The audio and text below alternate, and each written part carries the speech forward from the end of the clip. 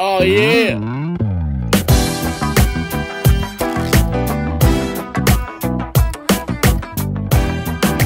Oh, good evening, everybody. It is Sunday night, June 10th, 2012. Time once again for the Super Awesome Film Show with people. Because tonight, Alpha is not here. Because, you know, he just comes and goes as he pleases, I guess. And he has jobs and he works late at night, whatever. So tonight, we have me, Tom K. Over in Western Maryland, we have Amber. Hello. And because he saw movies, which is rare for him, because he usually watches them on DVD years later, Justin is joining us beyond producer capacity, and he's going to actually speak tonight. He's going to speak. Hey now. Yeah, he's speaking. Yes. It's fantastic. So, Honest Rod is in the chat room. More people. Oh, wow, we have people in the chat room. Oh, wow, yes. If you're listening live, this is just.tv/collective_network. Or if you follow Super Awesome Film Show on Facebook, you can listen on Facebook, or one of us on Facebook. We link to the stream on Facebook. And otherwise, it's going to be on superawesomefilmshow.com in a day or two, so you may be listening there. Thank you for that. Or are we still on iTunes? I don't even remember. I don't know. All right. That's whatever. Let's talk about the weekend box office. Opening in the #1 spot is DreamWorks and Madagascar 3, because now the animals are going to Europe. Yeah. Ben Stiller and his digital powerhouse of kids' movies. I don't know. I saw the first one years ago. It was okay. I never saw 2, and 3 never really interested me, but yeah. Number 1. Not surprising. Number 2 was like the massively hyped film Prometheus. It's like Ridley Scott's return to science fiction after he did Blade Runner and the first Alien movie years and years and years ago. This is like his well taught and well fabled return to science fiction. And well, I saw it. I think we all saw it. Oh, I know Amber saw it at least. And I don't know. Just I was underwhelmed by watching it. Maybe because well, here's the difference was I saw it online for free illegally, and Amber saw it. Hello? You saw it in IMAX 3D, didn't you? Yeah, we're having a Skype issue. Whoa. Was it just me that got lost? I don't I don't know. know. Okay, because you guys just disconnected. Oh, well, we still hear you on the call, so I guess just go with it. I think. Well, you're back now, but before, it just said lost connection, and the conference call just, left. Oh, wow. But, yeah, I was saying just Prometheus underwhelmed me, but I saw it illegally online for free, and you saw it in IMAX 3D superior, Yeah. massively large screen. So I guess compare the two viewings first of all, because I guess there was a lot of big scenery shots that I didn't really get to see because I watched it on a 640 pixel size screen. That you saw it off. What? What? Hold on.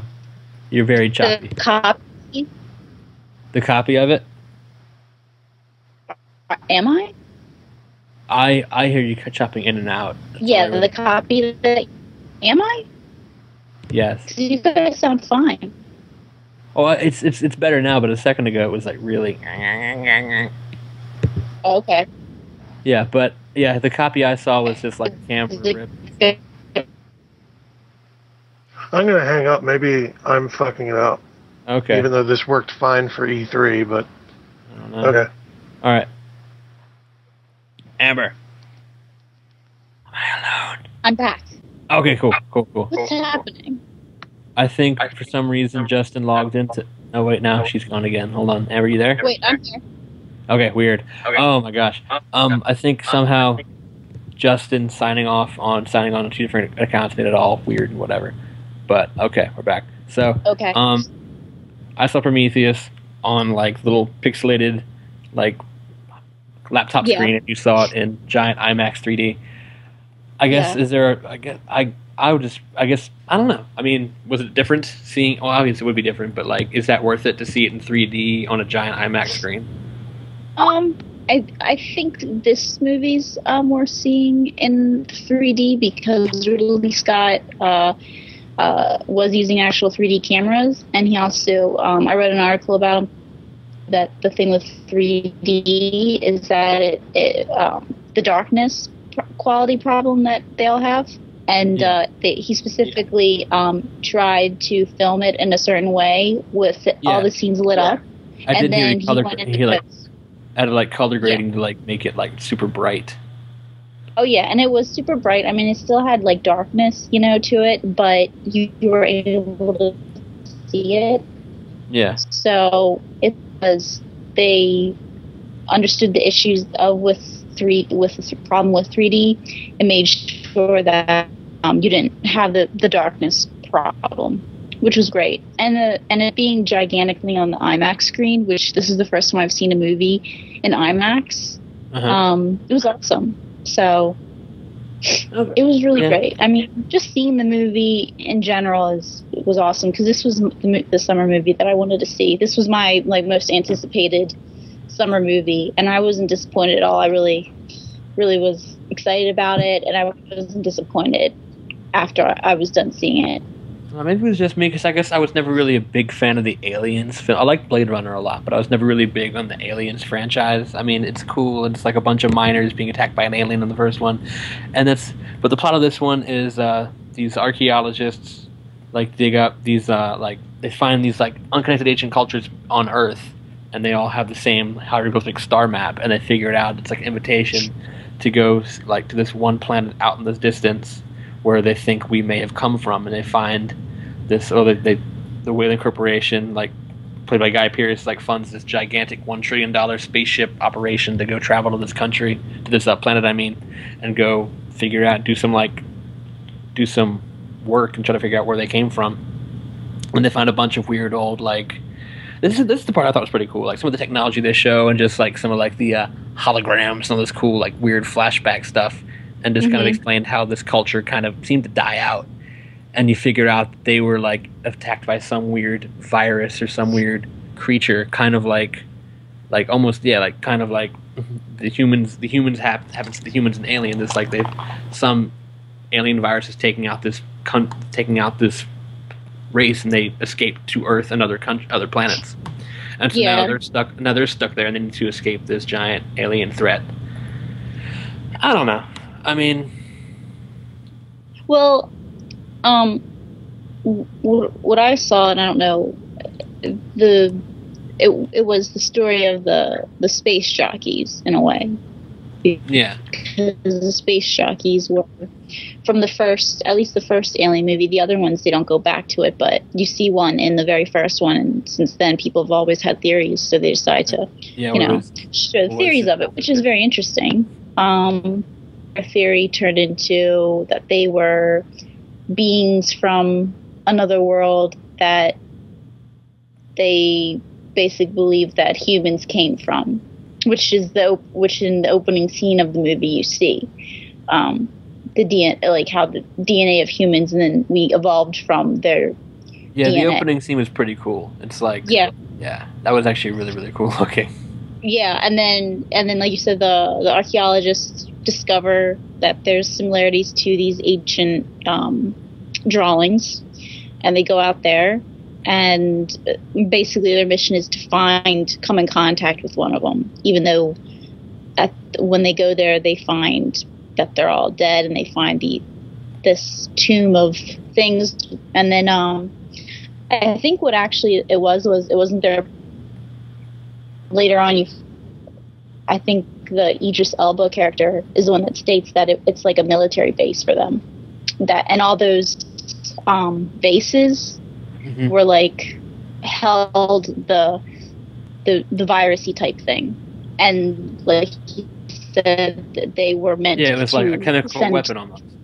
Yeah, but then I think he states that it went wrong and started attacking them. So I was like, it was very interesting. I know, like, right now, my brother and his friend actually saw it today. So they're, like, back at my house, like, watching Alien 1, like, the first Alien. But they just told me, because they were just started it, and they're like, the dates like in the movie, don't match up.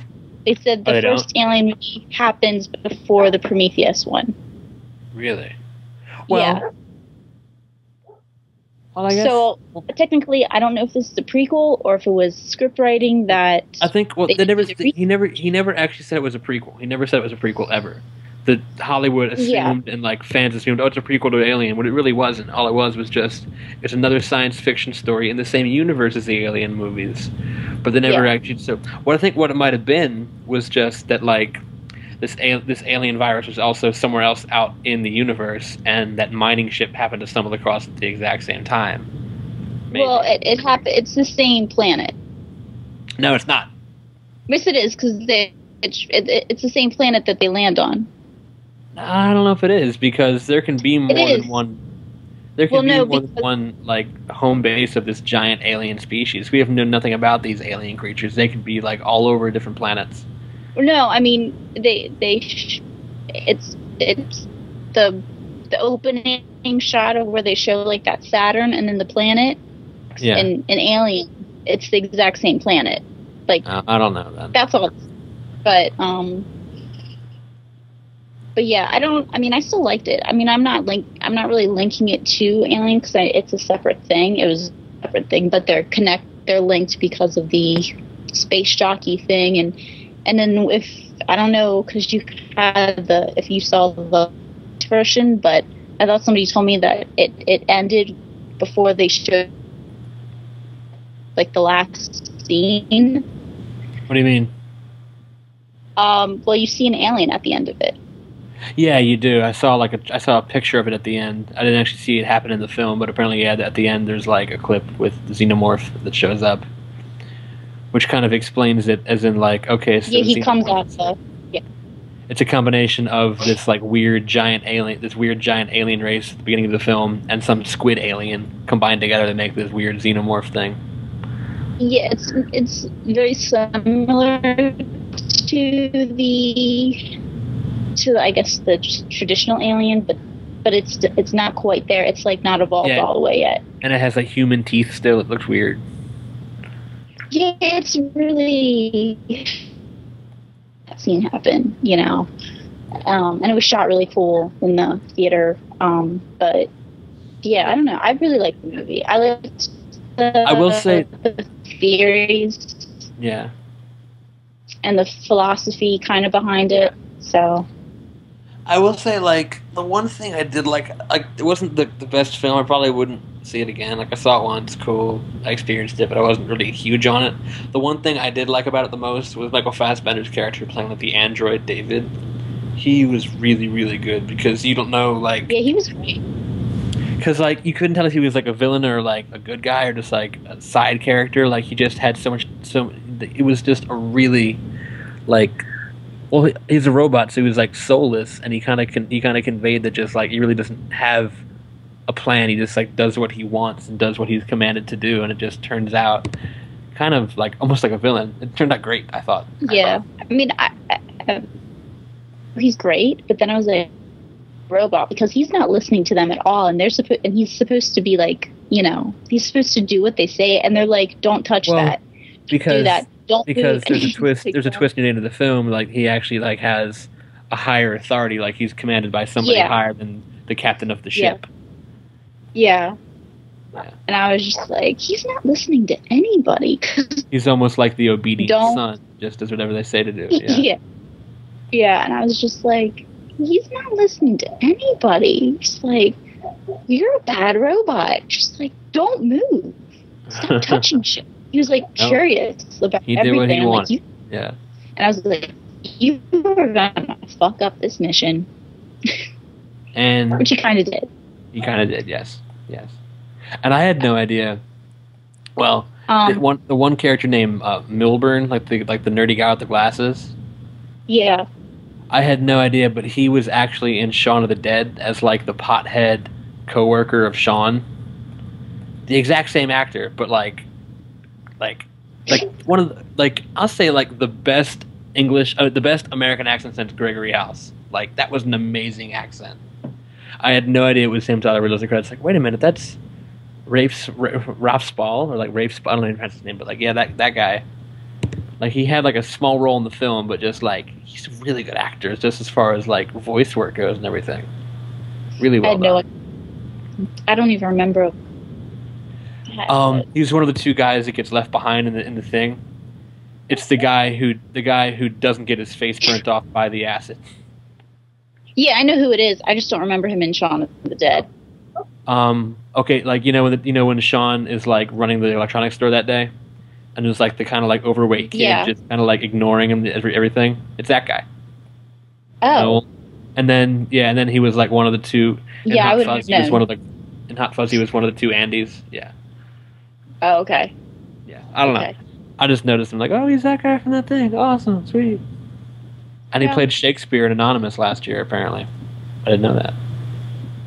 Mm-hmm. Anyway, so Prometheus, I'd say wait till DVD, but Amber says go see it. It's awesome. It's a really good. It's probably one of the. It's like right now, it's my top movie of the summer next to Avengers. Really? Yeah. Well, I've been waiting like a whole year for it, and I've been really excited, and I've been trying not to spoil, like, I try not to see all like the trailers and stuff. I only saw like maybe the teaser and maybe one of the main trailers, but I was just like, I don't want to really go into this. And I know it wasn't like an Alien sequel, but I know it was part of the world of the Alien movies. So I was just like, and I was more excited because Ridley Scott was doing sci-fi again.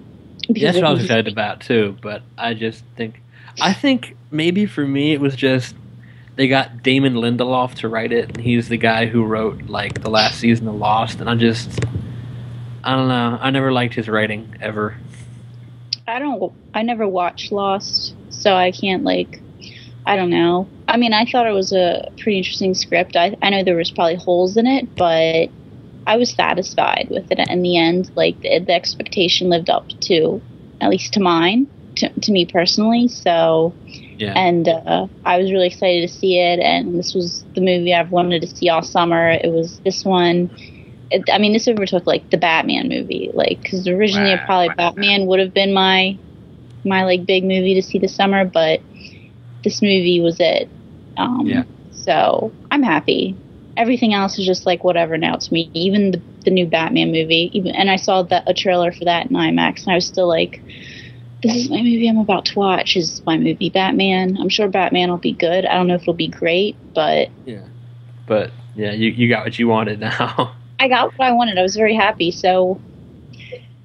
Whatever. I mean, I still have my list of movies to see this summer, but Prometheus was number one. I think, because I've noticed that usually on the film show we have, like a universe or, like a full-on... What's the word? Like... unanimous decision of just like either it's good or bad. I think it's one of the few times where like I didn't like it at all and you were like crazy about it. That, never happens on this show. Yeah, I mean, I was really excited for it. I mean, I'd watch it again, and I know a lot of people who do like it, who have really liked it, have wanted to see it again just in case of. I mean, I don't think you really miss anything watching it the first time, but just because they enjoyed it that much that they want to see it again, and then it makes you want to go and watch the Alien movie, even though it really doesn't have that much except for like the space jockey and the planet and stuff like that. But I know like a few people, like my brother and his friend today, were like, I'm gonna watch after I saw Prometheus was awesome, and now I want to watch the Alien movie. So it's yeah, it's fun, and I know a lot of people have been talking about like a sequel to it, but I'm pretty pleased with just the way it is. That I don't really need a sequel, because they said that it was a separate story in itself. But I was just like, I'm fine just the way it is. I don't really need anything else. So, all right, well, let's keep moving on, I guess. Then, did you say you saw this new Snow White film? I did, yeah. Okay, because I haven't seen that one yet. But if you want to talk about that one, go ahead. I saw it, and I wasn't really it wasn't something that I was planning on seeing, but I did, and the trailers looked interesting. Not that big of a fan of Kristen Stewart. No one is. I mean, I like her in her very less indie roles where she's, just, I don't know. Less indie roles? Her indie role, like, I liked her in, like, Panic Room. And yeah, but The Runaway. She wasn't the star of it, and she was acting with Jodie Foster. That's like, Jodie Foster can make anybody look good because it's Jodie Foster. Yeah, I mean, I don't think she's a horrible actress, but she's in these, like, she plays roles, though, and she doesn't really have a huge range to her. So, like, she was really good in The Runaways. I think that's her best role ever. She was good in The Runaways, yes. But she plays... In Adventureland, I think she was good in Adventureland, too, I thought. I didn't really like Adventureland. I don't know why. It just was... I was distracted because it was like, the girl from Twilight's annoying me. But anyway, so she was in this, and she played a pretty good Snow White, even though she really didn't say that much throughout the entire movie. She had lines, but she didn't really talk that much. Compare it to Ryan Gosling from Drive, that kind of thing, or? I mean, she had lines and she did talk, but like, for the most part, she was like a very quiet character, if that makes any sense. Just kind of going with everything and running and trying to hide and stuff like that. Chris Hemsworth was like Thor, but like Thor with an axe. Instead of a hammer. Yeah, and he had like a thick, like Scottish, like accent, kind of. And his hair was darker, but basically he was basically Thor, but with an alcohol problem. Nice. And Charlize Theron was great, but she was like so over the top. Oh yeah, it's which you have to be. But I was just like, for a while, I was like, okay, I'm digging it. But then I was like, tone it down a little bit. Just calm down just a little bit. Because she'd be talking and then she'd be screaming at somebody in like 5 seconds. And I'd be like, come on now. Just like tone it down just a little bit. But she was good, though. She played a very good evil queen or whatever. So, and it had a lot of action to it. It was very long. It was like almost 2 hours long, which was probably the main problem for me. Yeah. They probably could have cut some stuff. But overall, I think out of all these like this new thing now with Hollywood of trying to make fairy tale movies, with Alice in Wonderland and Red Riding Hood or whatever, this is probably the better one that I've seen, because it was very, very Brothers Grimm, I guess, compared to the other ones, which was watered down versions of whatever. But I'm reading IMDb or like Wikipedia. I had no idea. Like, they didn't show this in the trailer at all. They have like all these people playing the dwarves: Ian McShane, Bob Hoskins, Ray Winstone, Nick Frost. I'm like, yeah, they have the dwarves are pretty cool. That's like a bunch of really good actors that they didn't even advertise in any of the posters. Yeah, and they're in it. They're probably in it halfway through the movie, though. It just doesn't kind of start up. And it's not it doesn't really follow the, I guess, the typical, like, Snow White version that everybody thinks in Disney. But I've never really read the Grimm's fairy tale, so I don't know. I mean, they changed stuff. They did change things, so it's not what you typically expect out of it. But I thought it was pretty good. And I know a lot of people are liking it, and I think people who wouldn't think they would like it will like it, because it's got action, it's got a lot of fantasy in it, but it's still got that fairy tale thing to it as well. So yeah. Oh, cool. So is it worth the view, you think? Or? Oh yeah, I think it's worth a view. I mean, you don't have to go to the movies to see it. But I think like if people are really into that fantasy and action, they'd probably enjoy it. So. All right then. Yeah. Cool.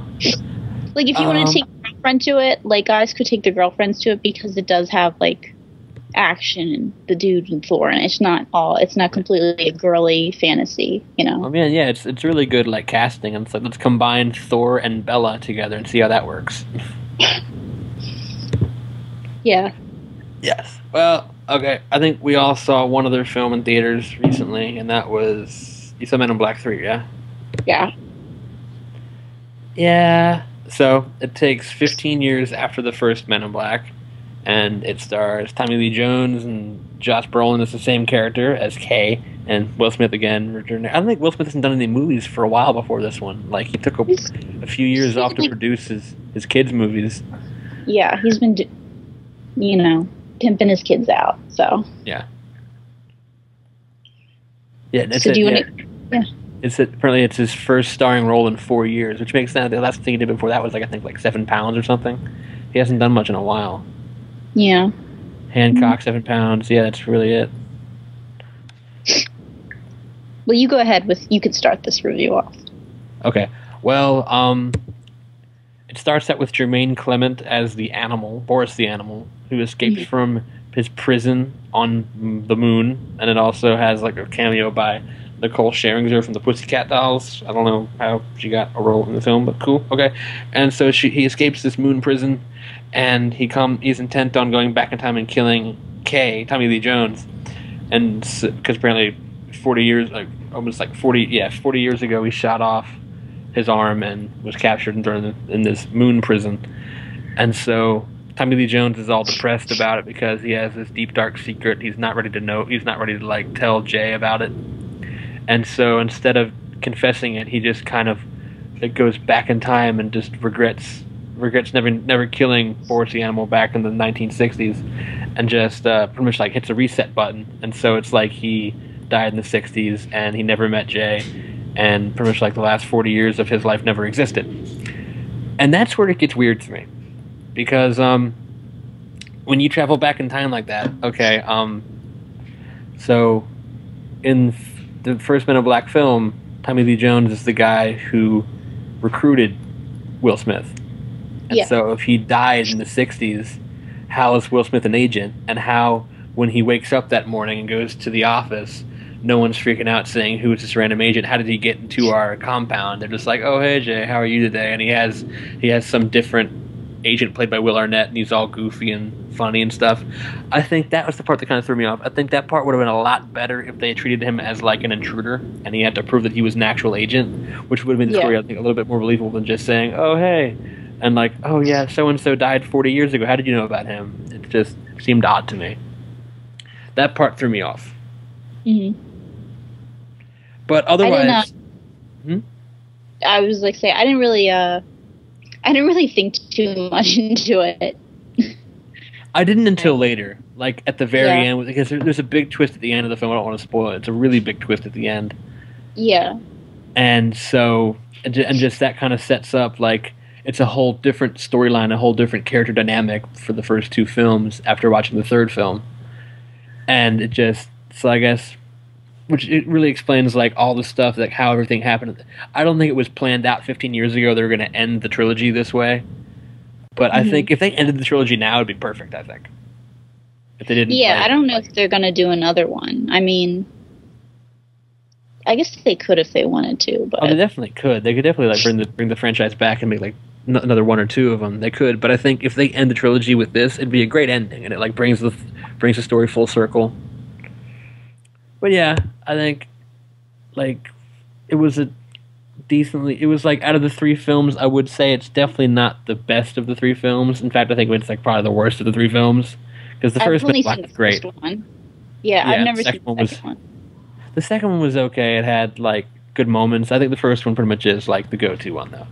I like this one had really good cameos, though. It had Bill Hader and Alice Eve. Yeah. And Michael Stuhlbarg as these Bill Hader as Andy Warhol, secretly an MIB agent, was fantastic, I thought. I really liked that scene. That was a really good scene. I think Bill Hader's good in everything he's been in. Yeah. And I think the time travel thing just kind of threw it off partly, and I think Will Smith just was on autopilot this time. He just really wasn't into it as much as he was 15 years ago. Well, I mean, 15 years ago, his career was, still building, but he wasn't the Will Smith of today. Now he just kind of put your face on the poster, it'll sell tickets, don't worry, it's Will Smith. He sells tickets in his sleep. Yeah, I know he's one of the biggest movie stars out there, and they know him and Tom Cruise, their movies will sell, but it's yeah. he's kind of annoying. Like, it's the same thing every single time. Like, at least his comedies, you know? It's the same thing. And I know, like, he does his dramas and stuff, but I find his dramas to be boring that I don't really want to watch them. So... And now that he's pushing his kids, I find them even more annoying. Yeah. I was like, dude, I don't want to see your kids because your son, I just want to punch in the face every single time. Like, he's just, there's something obnoxious about his kid. And then his other kid, I don't even, her trying to be music or whatever, I haven't listened to any of her stuff because I don't want to. So I think it's worth a view. I mean, it's not the best of the films, but I thought it was okay. It's still, like, definitely worth a watch. Yeah. I don't know, I've just found this summer, like, besides Avengers, I haven't found it very exciting yet. Maybe when Batman comes out, I don't know, I'm just... Oh, wait, question in the chat room. Hold on, Justin's got it on point. Question in the chat room. Jeeves, did Jeeves come back for the third movie? Jeeves, I forget who Jeeves is. Oh, the Jeeves, like the little cricket monsters? I don't know. Yeah, like the grasshopper things, they did stop by, like, briefly. It's like a really... I think you see in the trailer, too, like Kay disappeared, the world's gonna end, and so they just kind of leave town. Yeah. But he wasn't really in the... And I think he's, like, at the beginning, and, like, there's, like... Oh, Tony Shalhoub's character. No, he isn't in this one. Never mind. I thought it was a giant grasshopper things. No, Tony Shalhoub's not in this one. Which kind of bums me out, because he was good in the first one. Even though he only had, like, 5 seconds of screen time, he was a cool character. The guy whose head blew off and grew back all the time. No, he wasn't in it. But yeah, Men in Black. I guess watch it. I don't know. I've just been... Yeah, it's okay. It was okay, yeah. And I tried watching The Dictator, and I couldn't even get through that. Really? It was that bad? Well, I don't really like what's-his-face's movies. Yeah, and I could only watch... I, like, got 15 minutes of it and just walked away. Yeah. I just can't... I don't know what it is. I just don't like his stuff. I don't find him funny. I find him obnoxious. And it's, like, reused things. Yeah. So, yeah. Awesome then. Let's get, should we talk about, what? DVDs next, or movie news next? Which one? DVDs? Yeah, go for it. DVDs. Okay, well, last week on DVD, we didn't really, let's see, we had like a film show, 2 weeks ago? So, let's see. On DVD last weekend, Breaking Bad Season 4 came out, Curb Your Enthusiasm, I think, the complete, what season are they on now? 8th? Yeah, wow, 8 seasons. Yeah. Safe House, Act of Valor, John Carter, Journey to the Center of the Earth Part 2, Al Pacino, Son of a Woman, him on Blu-ray, Ransom was on Blu-ray, Aaron Brockovich was on Blu-ray, Cocktail on Blu-ray, The Color of Money, a lot of classics on Blu-ray, I think. Yeah. And Grapes of Wrath with Henry Fonda was on Blu-ray, 16 Candles is on Blu-ray, Zorba the Greek on Blu-ray, Yellow Submarine on Blu-ray, Hoosiers on Blu-ray, a lot of good stuff last week on Blu-ray. This coming out on Tuesday on Blu-ray and DVD, Ghost Rider 2. Oh boy. Sherlock Holmes 2. I'll see that. Tyler Perry's Good Deeds. No. Fathers... I don't even know this is called.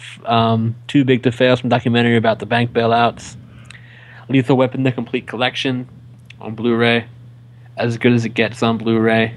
Meatballs on Blu-ray. Spider-Man 1, 2, and 3 box set on Blu-ray. Because, since the new franchise is coming out, they gotta, like, get it out there while they can. Yeah.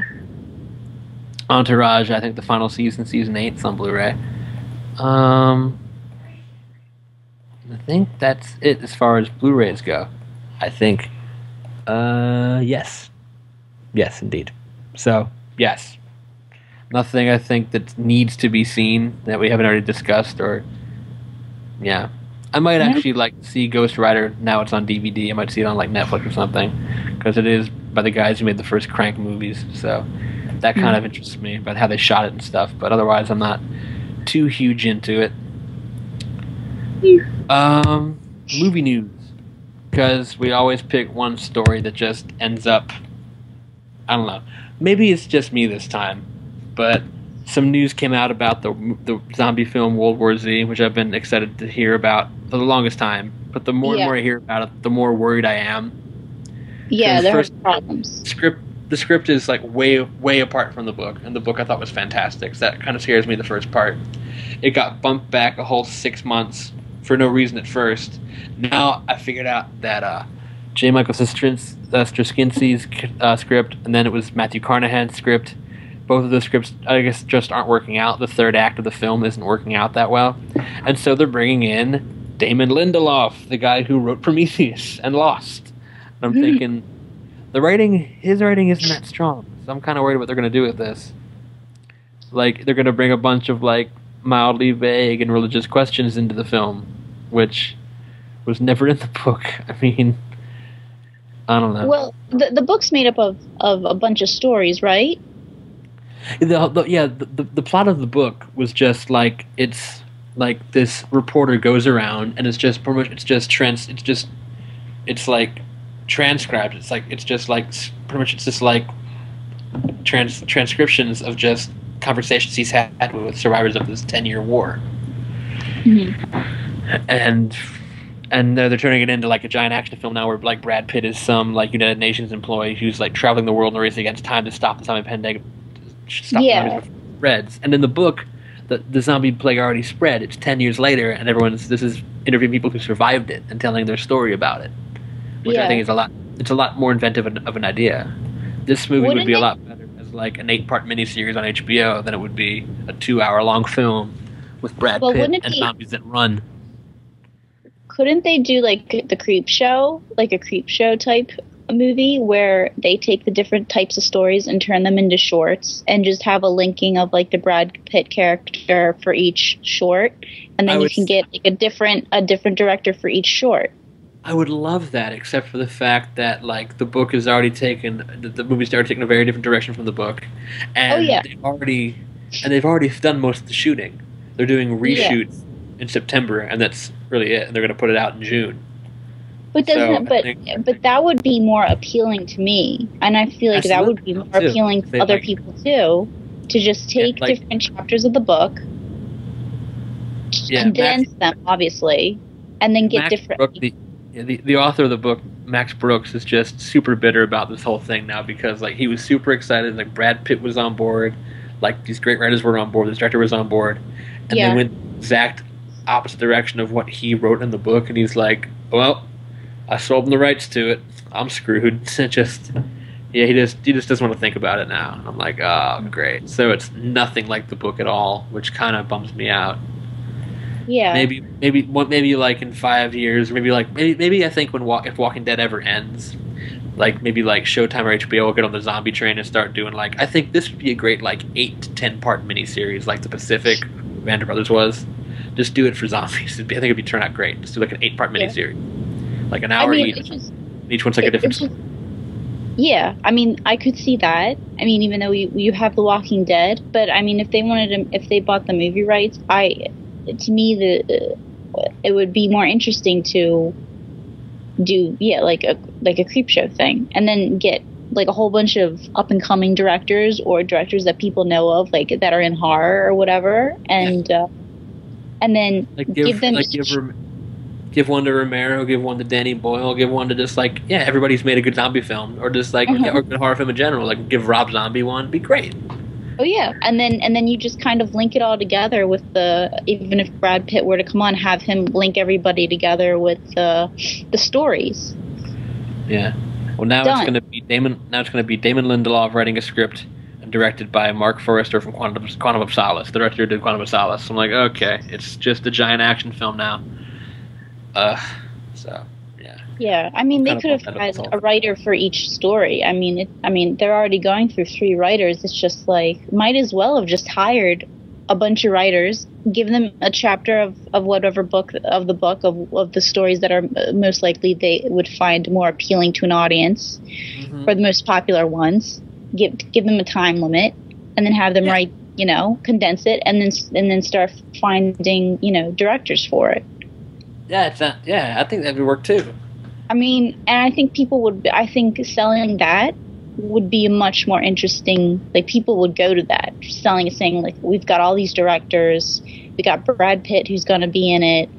It's all about zombies, and look at all the writers, and then get a whole bunch of other small stars to, like the Creepshow movie, to be in it. People would go to that, especially horror fans. I think so too. I think it would work out right. Mm-hmm. But alas, no. I'm sorry they're messing up your movie. They really are. I'm so bad because, like, when I first heard this was going to come out on as a movie, I was super excited. Like, Brad Pitt was like helping to like write it and stuff and direct, produce it, and it's just gone so over the edge. Because, like, I saw set footage and like the set footage, the zombies are all running and stuff, and the whole plot of the movie was talking about how the reason they beat the zombies after the whole outbreak was because they moved so slow and they could just take them out methodically, like it was like. Mm-hmm. Like a ballet almost, and that's how they took the zombies. Did you say Brad Pitt bought it? Like, he's the producer of it? Yeah, Brad Pitt's company bought it. Brad Pitt's production company helped. Like, it was like Plan B Productions. I think they were the ones who bought it. I mean, Brad Pitt doesn't seem like a guy that really reads zombie books or has any kind of knowledge of it. Like, maybe he does, but I doubt it. So it's probably just like he just saw it, like, as like, oh, everybody's excited about The Walking Dead, I should cash in on what's the biggest next. Like, just look online and see, like, oh, what's a really good zombie thing? What can I make money off of? But I'm gonna fuck it all up by completely changing it. Yeah, sounds like a plan. So yeah, that's that. I don't know, Amber. What else is there to talk about tonight? I don't know. What's what are the other summer movies that you're excited to see this? What's like your big movies to see this summer? I don't know. Avengers was one of my big movies I wanted to see, and I think Batman is and it isn't, because for a while there, like, Batman was, and then for a while I saw a bunch of stuff and I thought it might be pretty bad because I just saw all the stuff about like flying cars and Bane's voice being dubbed over pretty badly, but now they like seem to like fix parts of that. I mean, I'll tell you, when I saw the trailer in IMAX, but I know IMAX, their sound is a little different. Like, I could understand what he said. Yeah, no, they did for the trailer. They actually dubbed him over again. They gave him like a better voiceover for the trailer now. Yeah, I mean, you can still understand him. It's just he's wearing a shit over his mouth. But yeah. I mean, I don't know. I heard the movie's is gonna be pushing like 3 hours, almost 3 hours. Wow. I heard like I do want to see. Like, it's gonna be the longest out of all three of them. Yikes! I do want to see the new Pixar movie. Brave looks nice. I kind of want to see the Abe Lincoln Vampire Hunter thing. I don't know why I do. It's just. I know people want to see that. I said it looks so dumb, but I know what I wanted to ask. Sorry, it's from the guy who made. Go ahead. Oh, sorry. Really quick, we have to go off topic. Have you seen the trailer for Wreck-It Ralph? I have. And how do you feel about that? It looks good. I think it looks really cool. Okay. I watched it and I was like, this looks kind of awesome. It does. And I was going to text you or whatever and be like, have you seen this? And then I waited. So sorry, I interrupted your thought, but I just had to ask you. Right. I was just saying like, the Abe Lincoln Vampire thing. It's just, I know it looks really stupid, and it probably is going to be really stupid. It's just the guy who did the Wanted movie, and he did the Daywatch movie and Nightwatch movie. So just like action-wise, it would be like really trippy, like high wire action kind of stuff. There's something coming out. Go ahead. Well, no, that's it. That's all. That's my answer. I'm not excited for Abraham Lincoln Vampire Hunter, but all these other people that I know, like my boss at work, is super excited for it. And then my dad, of all people, who's like a history buff, and so something like this, I figured he'd be like, that looks stupid, whatever, Abraham Lincoln didn't fight vampires. He's like, I really want to see that. It's like, the Civil War was really the war on vampires. Yeah. And I was like, okay. Yeah. Then, of course, there's Batman on July 20th. And Neighborhood Watch that comes out July 27th. And the thing is, though, like, Like when you first see the posters and stuff, you think it's like, oh, it's just some stupid like Jonah Hill, Ben Stiller movie. But then there's actually like a lot of stuff they don't even talk about in the trailer. Like the whole thing is like it's actually like a sci-fi thing, and it's directed. And it just cut off. But it's directed by Akiva Schaffer, the guy from the Hot Rod movies and like Lonely Island and stuff. And it's like about like an alien invasion, which they don't really talk about in the movie in the trailer at all. It looks cool to me. Then at the very end of August, Lawless. It's Gary Oldman doing this like prohibition, it's like prohibition fighting against like the cops kind of thing. Gary Oldman's playing the bad guy. Guy Pearce is in it. Tom Hardy, Shia LaBeouf. It looks pretty sick because it's Gary Oldman. It's Gary Oldman movie. It's why Gary Oldman in an action like bad guy role, which I'm always about. And that's really it for the summer. You know, there's a few things I want to see that come out like near the end of the year. That's for you. Like that's yeah. I know. I want to see the Batman movie. I kind of want to see Spider-Man. Like, I mean, it looks interesting, though. I'm not like gonna be like there like midnight release just because I know what's gonna happen most likely. I still want to see the Moonrise Kingdom from Wes Anderson. And Total Recall. Yeah. Yeah. And then I think that's the rest of the interesting summer movies. I mean, other than that, like it's like I want to see Frankenweenie in October, and I want to see Looper, which is in September. So yeah, but the same two things. Yeah, and Looper, also, I'm really excited for. Yeah, then the other stuff in November, December time too. You got Wreck-It Ralph. You got the new Denzel thing called Flight, which is from Robert Zemeckis. It's like his first I saw a trailer for that. His first live-action movie in like 6-7 years. It looks crazy good. The new James Bond movie comes out, and then Christmas time, actually Christmas Day, you have Baz Luhrmann's Great Gatsby, and you have the new Tarantino movie. You saw the trailer for Django Unchained? Yeah, and The Hobbit comes out too. Yeah, I'm excited for Django. Actually, there's a lot of good stuff in December. The Les Miserables movie, the Hobbit movie, the Abraham Lincoln biopic with Daniel Day-Lewis, Great Gatsby, Django Unchained. It looks pretty sweet. The only ones that I want to see are Django Unchained and even The Great Gatsby. I don't want to watch that. It's just yeah. I mean, there's already a Great Gatsby movie out with Robert Redford and stuff in it, so it's just that's Baz Luhrmann doing the crazy visuals. Yeah, I know, but it all looks, it's green screen. Like it's just, I don't know. I just didn't care. Yeah, he doesn't do that much green screen. Baz Luhrmann. He does a lot of like.